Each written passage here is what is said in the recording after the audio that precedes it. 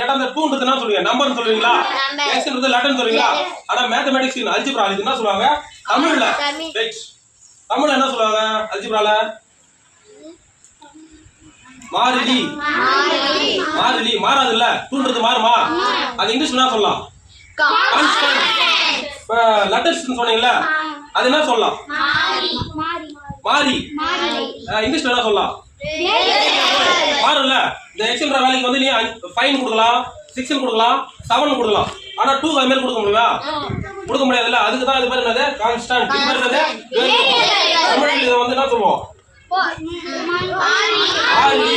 இது வந்து என்னது? மாறிலி. அது பேர்லயே தெரியுதா? மாறிலி. மாறிலி தெரியுதா? ஓகே. நெக்ஸ்ட் நம்ம என்ன பண்றோம்? பெருக்கல் விதி உங்களுக்கு தெரியும்ல? முதல்ல ஒவ்வொரு ஸ்டெப்பா போறோம். ஃபர்ஸ்ட் பெருக்கல் விதியை முடிக்கிறோம். அப்புறம் வந்து என்னது? இது என்னது? கான்ஸ்டன்ட் முடிக்கிறோம். அப்புறம் வேரியபிள் ஸ்டெப் பை ஸ்டெப்பா நான் சொன்னல பிளான் பண்ணி போறோம். அதான் பிளானிங். பண்ணலாமா?